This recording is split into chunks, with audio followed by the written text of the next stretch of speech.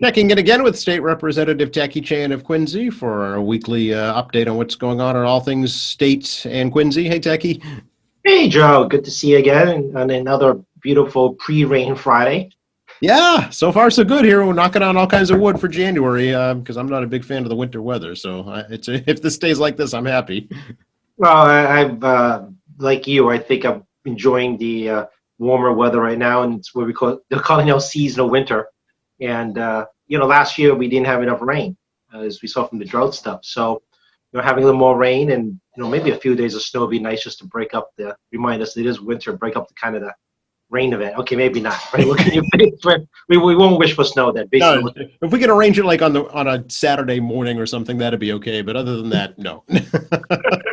Speaking of climate, what happened? The governor vetoed the climate bill, Jackie. yeah, I kind of was talking to my staff about this, and I had put down odds that he would sign the climate bill. The bill is pretty much a lot of what he wanted.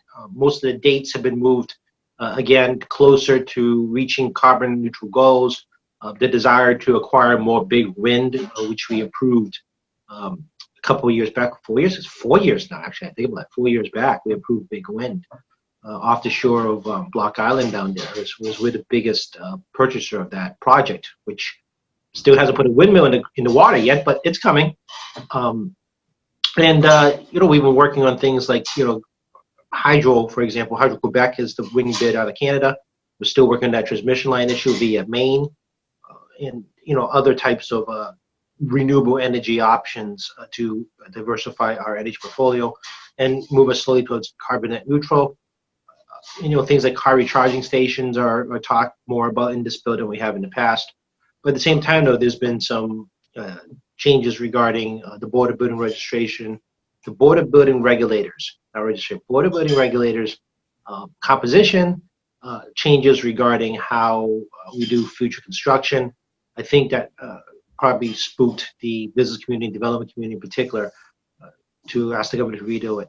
For those who don't know, when you do certain, actually, this is not a fictional statement. The bigger the building, the more requirements they have regarding how it's constructed shifts the cost of the building. So right now, the border building regulators do a lot of their, actually do not. It's basically priority number one is safety. So when they do building construction regulation, number one priority is safety. And a lot of the desires try to move them towards addressing more green standards as part of looking at the overall safety. And that does add costs. It's not as bad as it used to be. I remember when going to a full green building would cost you 30 to 40% on top of the base. Wow. That number has been shrinking over the years as better technology has arisen, and there's more developers becoming better at identifying and making buildings more energy efficient. And we're talking about not just about electricity. We're talking about better insulation. We're talking about better way windows are set up, and so forth. Obviously, if you're in a very dark zone of a lot of trees, building a two-story house, well, it doesn't matter how many windows you have, it ain't gonna help you. Right. But if you are in the right spots, you can configure the building for future development of things like solar panels and so forth if there's desire to move forward on that, particularly on new construction. So I think that really did spook that end of the business community. And in this COVID world, definitely watch, I've said this before, commercial business prices, particularly in Boston, drop like a stone.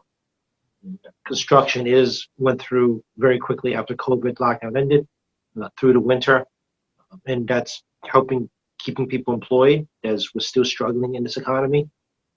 So I think that was actually another one of the big factors, is that the construction industry is a major part of the industry.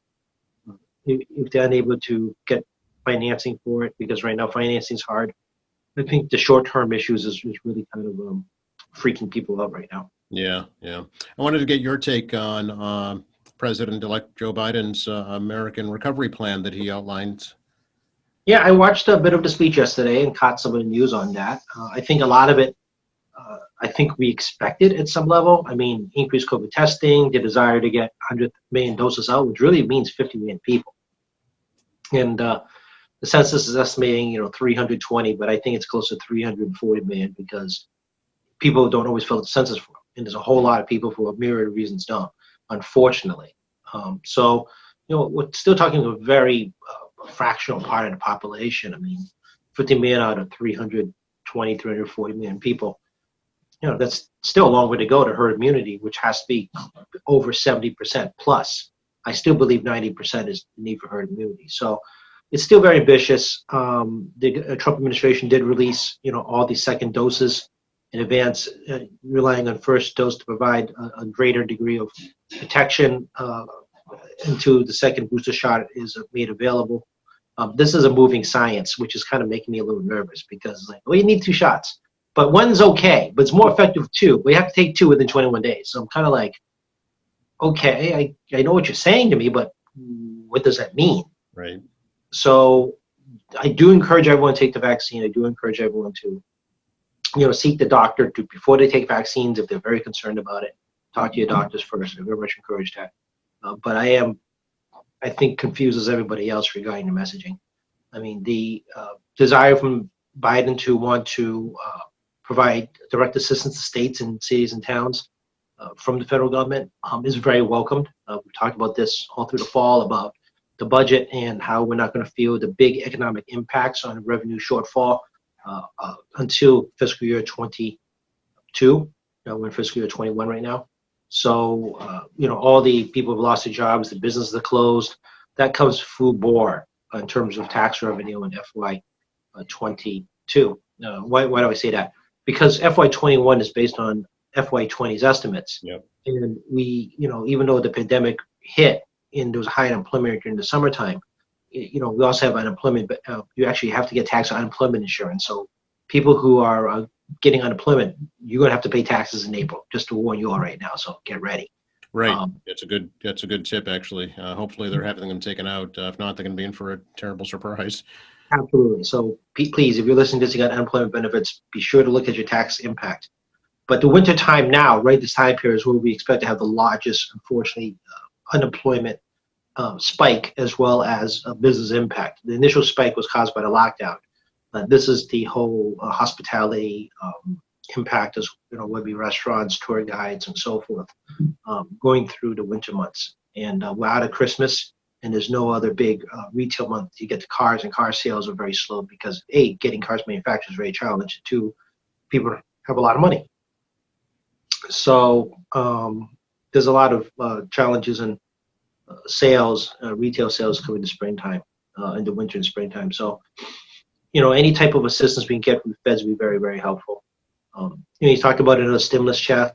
I get it. I mean, the thing that's really people need to understand with the stimulus check right now is the fact that there are parts of the country where $2,000, $600, $1,400, whatever the amount is, goes a very long way. So I do know rental costs up here are extraordinarily high.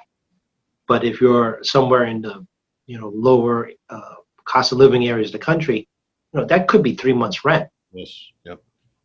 And that creates a degree of stability as people are trying to figure out how to get back on their feet. And as unemployment benefits were extended under the previous stimulus assigned after Christmas by President Trump, that's another holdover. And it's kind of really unfortunate because unemployment isn't doing it.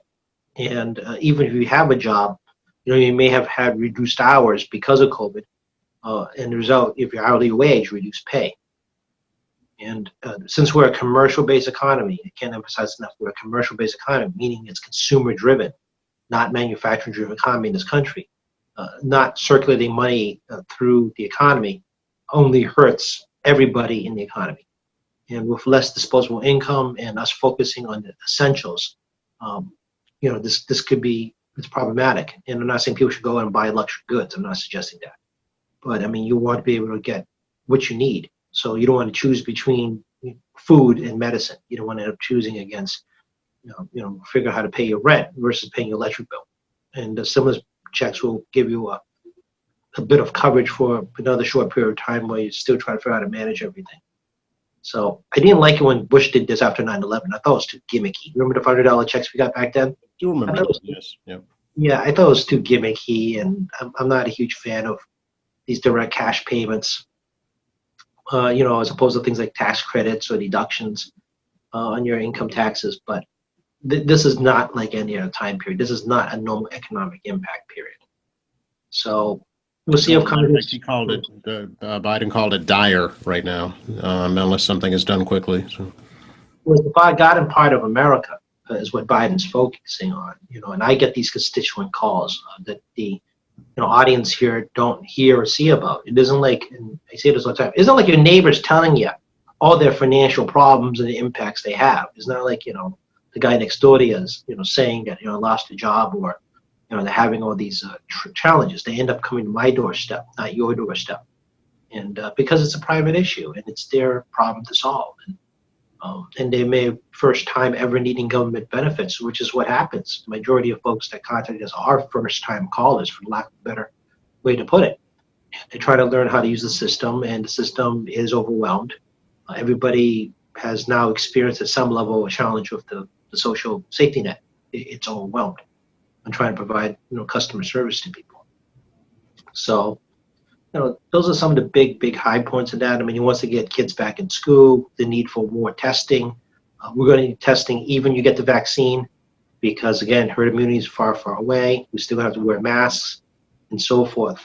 And now with new variants of this virus coming up, we don't know if this is going to be a problem for vaccine development later or not, but given the fact we're living in the most technology advanced era in medicine ever known, we've been very fortunate on our ability to respond quickly to this. So I suspect whatever variants may come up, the scientific community will be able to also rapidly respond, since now we have a baseline what we're doing. So some of the big things, that Biden's looking at, the stuff that we should have been focusing on this past fall, and we didn't on the federal level. And from our level at the state, and even down to Maricopa and the city, whatever trickles down from Washington, D.C. will affect us and affect our future plans and how we budget and prepare. So, but I mean, the vaccine itself, we talked to Secretary Sutter this week about vaccine, and at $62 per dose is the current price Massachusetts is getting. It's $45 is covered by Medicare. So we got to figure out how to cover the remainder ourselves. So, affect, any kind of financial assistance from the federal government would be helpful. That's an additional cost that was unexpected. So it isn't hard. 62 minus 45 times 6.7 million. You guys can do the math at home. It is difficult. Shortfall is. So yeah, tremendous cost, certainly. Yeah. Yeah. So that's per dose. So times 2. Oh, no, is that per dose? No, that's the total dosage. Sorry, it is the total dosage. So you can figure out the math on your own. That stays. Yeah. I guess Johnson & Johnson's working on a single dose vaccine, so that looks interesting.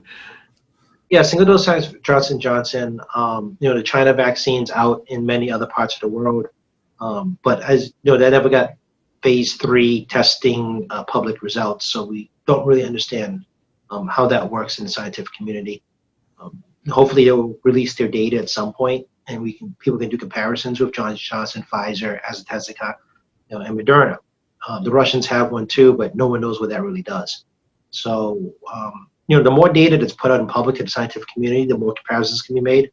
And I know everybody's using relatively the same type of technology to make this, so I can't see how a lot of these processes aren't similar because everyone was following on the same path anyway. Right.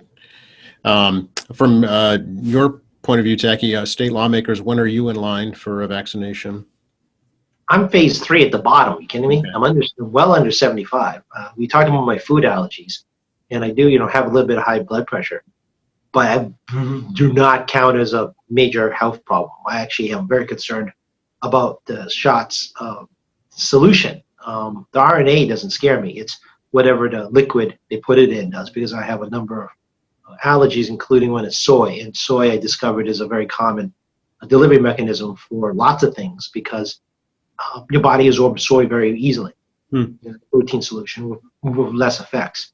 So I'm hoping it doesn't have any, I'm doubtful it will, but I'm hoping it doesn't have anything that affects my food allergies, which is a conversation we're going to have with my doctor as I come into, phase 3 supposedly this July. But, I'm I'm not an optimistic human being, as people have heard from my podcast.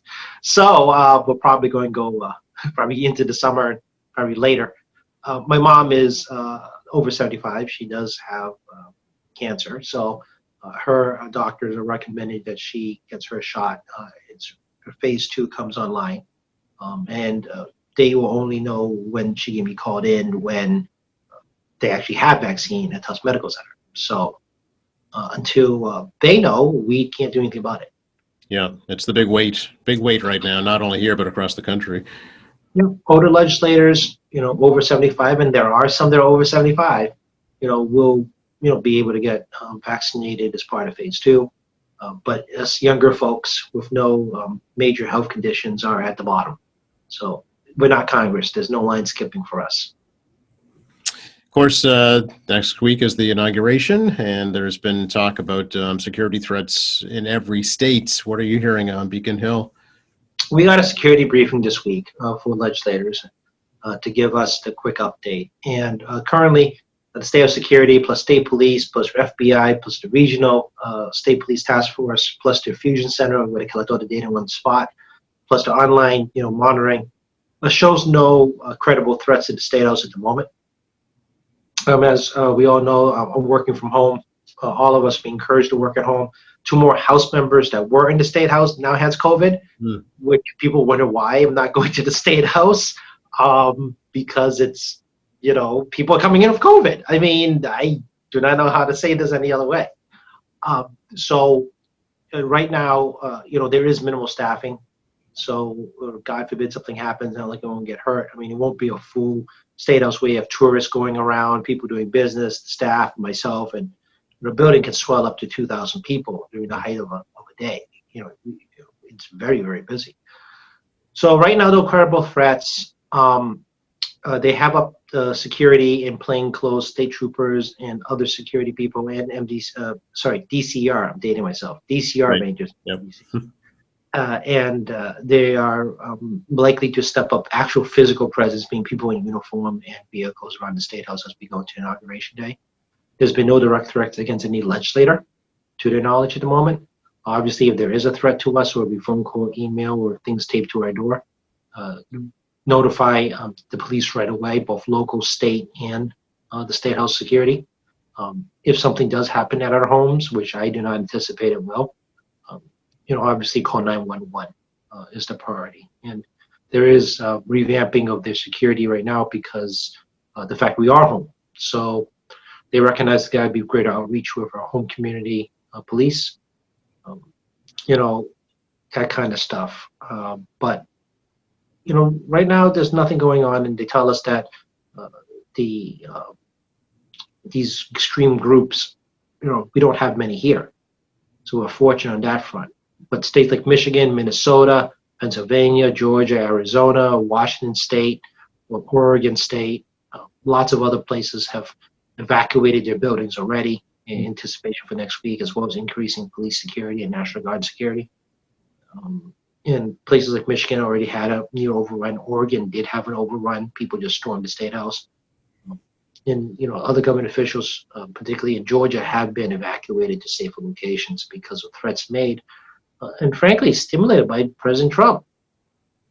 The more he makes these allegations, the more people feel emboldened that we have to follow the president's orders, or president says this, we better do it, and they think they're been empowered to take acts against government officials at the state and local level. So. So we'll see. I mean, I myself have not received any threats in any form. I hope not to. But you don't know. It's a strange world. It's been a very strange world right now. What do you think about Governor sending National Guard troops from Massachusetts to Washington? I think the governor was waiting to see what the security threat in Massachusetts was before he sent National Guard troops down. Given the fact he sent 500 troops down to D.C. indicates that we do not have any credible threats. I'm still very confident between the local police, the state police, and remaining National Guard. State House would be secured. Boston City Hall is probably another very likely target. I mean, it's an obvious major city target.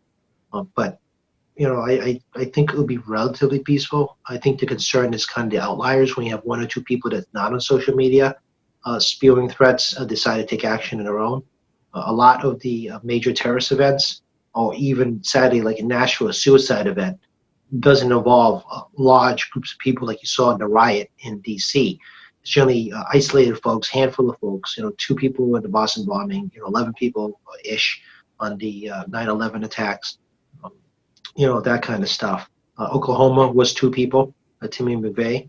Those 2 people in Oklahoma. So I mean, that's the bigger concern by security. So they'll be on the lookout for protection road agents that off the internet radar, so to speak. Yeah. It's kind of the greater concern in the short term. And like I said, we'll see if there's any threats against any government officials. Legislature's now in the new session, so what's on the agenda for your district, Jackie? Well, the agenda is right now filing bills. Our bill filing deadline is February 19th. The Speaker and Senate President agreed to a joint rule order to extend the deadline of filing deadlines. It was supposed to be today, actually, was the normal deadline under joint rules. Number of good reasons. One, because we submitted our bills so late to the governor, a lot of outside section included bills that people have filed in the past. For example, the Student Loan Bill of Rights, the Student Loan Borrowing Assistance Program was part of the Economic Development Bill that the governor signed into law. So people don't have to file that bill again. So that gives us ability to figure out what happened and just take things off the list. Secondly, we're all working remotely. This has been of a challenge, trying to figure out how to communicate with staff on bills. I have some law books I brought home from the office, but I didn't bring home, all 26 volumes. So we won't have like line numbers that you see in the books that you don't get on the online version. So it's we're gonna have to do a little bit of adjustment of how we identify what part of law we're changing. New rush freshmen do not get the benefit of the bullpen. We generally put all the freshmen in one room. It's a good way for them to bond until offices are ready for them, but also easy to put support services for bill filing in one place, for example. So they have to learn the law system. They have to learn how to use how to draft the bill system. They have to read all the basic manuals. And basically, frankly, you actually need to call one of the senior members or staff from another office to help you out. That is not available. So the extension of the deadline makes so much sense. And as a reflection of the fact that, Speaker Mariano, or Speaker Rod, as I like to call it, the ability to think forward on real logistic issues in the building and work with the Senate on agreeing on a date. The fact that he did it on opening day is a good sign that Rod is able to immediately create a good working relationship on a legitimate logistical issue. Who's going to be new majority leader now? Good question. We don't know. One of the interesting things is that if you go on the state website for House leadership, it's just Ron's face there. He's leading the entire House right now. Exactly. So I was like, hey, they took everybody's name off. Well, eventually it's going to have to be a special election, obviously, but then an appointment right for majority leader. That's correct. I mean, right now we're going to have to debate the rules. That's the first major debate we're going to have. It won't occur to probably after the inaugural on the 20th, given the circumstances. I would trust that they will want to keep the State House building as minimal as possible. And when we do have a session, there is an increase of people in the building that are minimal, meaning the central service people. So I suspect probably the 27th in that zone or early February, like February 6th area, will be rules debate. The rules debate are 2 forms. There's a House rules that governs the internal functioning of the House. So think of it as kind of the House handbook in many ways on how the chamber will function. And then there's the joint rules, and the joint rules create the committees. So we have joint committees that are chaired by a senator and a representative. So it's combined senator and House members, and it's not like Congress where you have separated Senate and House committees, and then you have to move things up and down like a weird system back and forth. Here it's one committee structure. The Senate President and the Speaker may, if they want to, assemble new committees, disassemble existing committees. And I do not know what the conversation is and whether they're going to keep the same structure or change the structure around.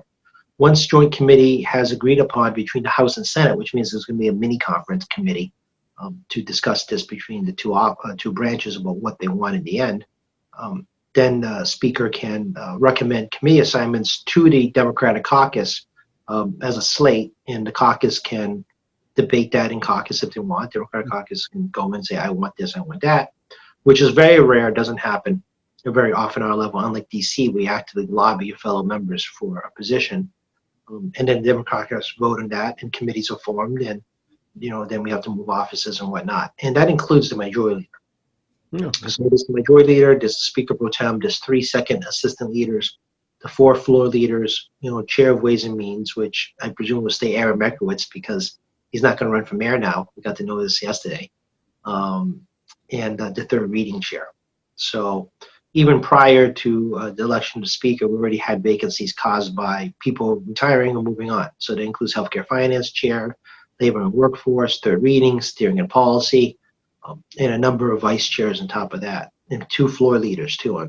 So Ron actually had vacancies already if it was still status quo.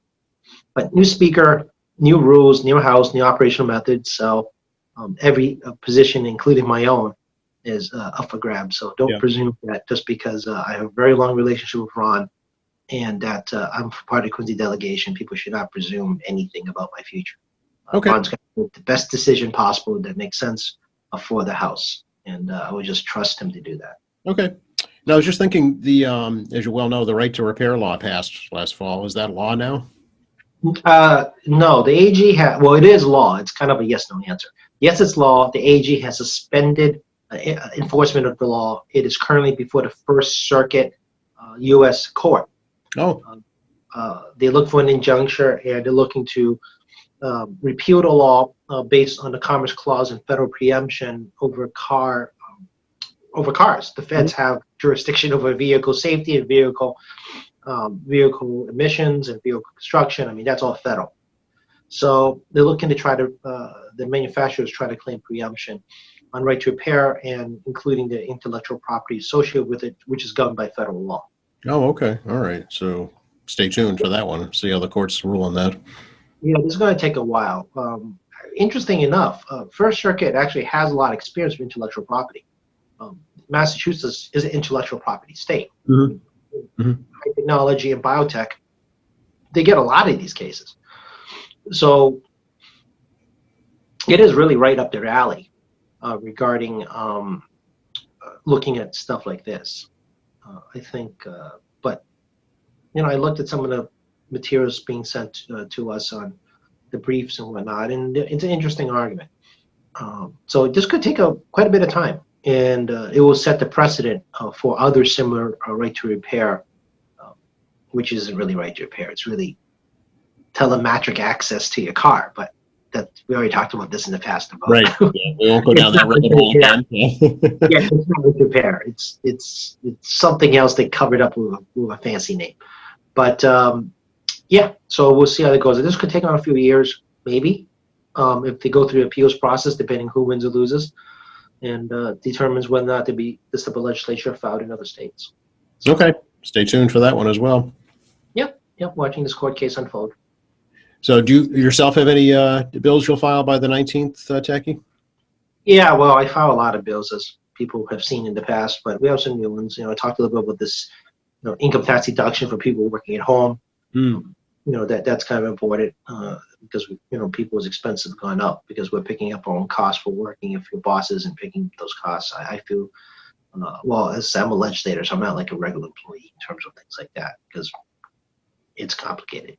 But my staff obviously does not get they're standard employees like everybody else, and tax deduction is pretty important. Understand my friend Dr. Abe's reached out about sales tax exemption for certain PPE. So I'm going to push toward a sales tax exemption for certain types of PPE. Hospitals, medical centers, and not-for-profits, they don't pay sales tax anyway.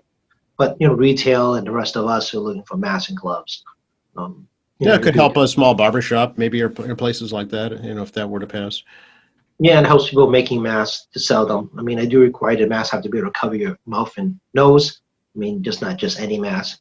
And even things like smocks that you can find at people in supermarkets, for example, use smocks. Mm-hmm. Have a minimum medical grade standard. So it's just not any piece of cloth, so to speak. So I do try to create. That's why I see certain types of PPE. They try to create these minimum standards that industry accepts. So I got that bill going around. We got a bill to look at maybe making Election Day a public holiday. Mm-hmm. I think the pandemic has shown mail-in ballots are great, but mail-in ballots is under the state emergency situation because of the way it's written in the Constitution. So, down the road, making the September and November election days, public holidays, will give more flexibility on people when they want to show up, as opposed to crowding after work, which is the most common. Yeah. So, and a lot of polling places are schools. Yes. And depending, hopefully we will be moving away from this rhetoric that causes fear in polling places, even among us here in Massachusetts, which I think we're very civil and fairly safe. To be able to better secure, polling places in the state if there's any kind of belief that there's a threat going on. When the ballot machines are fixed, and you have to do something about it. Rhetoric. So, it's not an awful idea. We'll float that idea out there and see what people think, and I'm sure I'll come up with a few more. There's plenty of time to come up with a few more bills in the back of my head that will come to the front, much to my staff chagrin. So you're thinking the state of emergency is probably going to be in effect for another little while? Yeah, this is probably the longest state of emergency we've been in since time of war. Yeah, is basically what it looks like. The reality is the fact the curve is not bending. People have seen on the news, 7,000 plus on one day is the highest total we've seen, more than the first wave. Hospitals are at 87% non-ICU. ICU is well over 80%.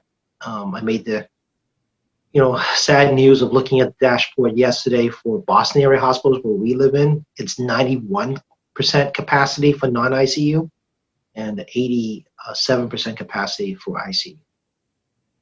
And that wasn't that long ago. It was like a week ago that was closer to 80% capacity. Does that include the field hospitals or no? That's just the Boston area hospital. There's no field hospital open up yet, but if this gets creeping to 95%, the governor's going to have to open a field hospital. They're going to have to open a convention center. Yeah.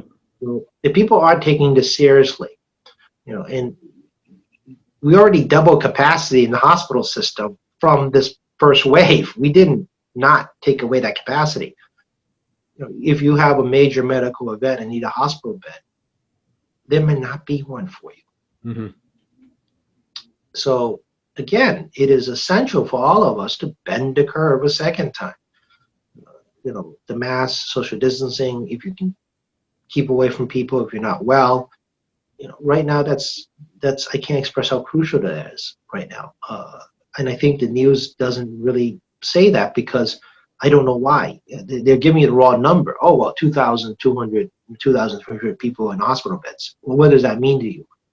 91%, folks, filled. I think you're right. I think you get to be numb to these numbers after a while. They don't really have any context because you don't know what it actually means. When you get a percentage, you get a better sense, I think, for what the situation is. Yeah, in the state's dashboard on COVID gives you the day before figure because you get a day before, publish it that night, and it goes next day. And to the end of the day, today we'll get the new numbers for today. So, I mean, obviously that number will fluctuate here and there, but the fact that it just keeps going up, maybe drop to 90%, tomorrow morning. But still, it's still large, no matter how you look at it. Yeah. So it's essential people in congregate care, people that can't go anywhere because they're in assisted living, they need to get vaccinated. We don't want another soldier Holyoke soldier home situation. But those are more mobile. And able to keep an eye on our health. And again, if you're not feeling well, don't go near anybody. Yeah, I mean, the rule of thumb is it's always COVID until you determine it's not. That's correct. So, I still don't get it with folks. I just don't. Go look at the dashboard every day on the state website. We'll have the latest statistics as of 5 p.m. the day before. So want the same day statistics, go on the website after 5 p.m., obviously, and look for yourself. I mean, this is grim. If the hospitals get overrun, then we're done. I mean, the British locked down the whole country because the hospital system was overrun. Everyone's mad over there because of the lockdown, but if you have a stroke or a heart attack, well, You don't have a bed. You could die in the parking lot. Scotland, maybe, or Ireland, yeah, exactly. I mean, people hate it, but I mean, you feel that this is not real. Feel free to visit any hospital. You know, Or talk to any healthcare worker who's on the front lines, and they'll give it to you straight for sure. and there's a lot of stress on these folks right now. And only we can prevent that from getting worse for our friends in the medical community. I mean, this is our responsibility. This is the responsibility of the government. This is your personal responsibility to keep the rest of us safe. And if you feel that your personal interests are more important than the lives around you, well, I mean, you know, I don't have to tell you what I think of that matter, and I think your neighbors or friends can figure it out for yourself. So, if you feel you're dispensable and the potential of harm to others from you, what can I say? Exactly. How to reach out to you, Tacky? Well, again, you can call a number at 617-722-2014, 617-722-2014. That's my number until they move my office. If they move my office, if we ever have to have an office again, which is also a mystery. Obviously, I've heard some people having issues with our dial-in system. Just hit anybody's staffer's number. If it goes to Tacky Chan's office and staff names come up, just pick one and leave a message. We do get our voicemails electronically transferred via email, so the staff does pick it up, and then we do discuss pretty much every day now constituent calls that come in. You can reach me by email at tackey.chan@mahouse.gov, tackey.chan@mahouse.gov. We have my Facebook, which I do not encourage using messaging because now I'm getting the spam messaging, which, by the way, I'll talk a little bit about fraud in 1 second after this. Okay. Because I'm getting those scam stuff on people's email, people's Facebook texts coming to me. So, State Representative Tacky Chan, we put a lot of data up there, as well as tackychan.org. And there's also a form you can fill out, and we'll get those emails as well. I want to remind folks that the vaccine is free. You don't have to pay for it. You cannot skip the line by paying for it. The governor's party list is roaming around in the sense they keep shifting things here and there, and I think they'll be shifting it even more. So do keep looking at the website. But if anybody sends you an email, phone call, a text in any language saying, you can, skip the line, you have to give us money, those are all scams. And not surprised that's going around. And it's now making spam things on Facebook, where people, click on stuff and end up having computer virus. So we get these messages, all the stuff about, vaccines in different countries and whatnot, and you can't see the attachment, attachment unavailable. Don't hunt it down.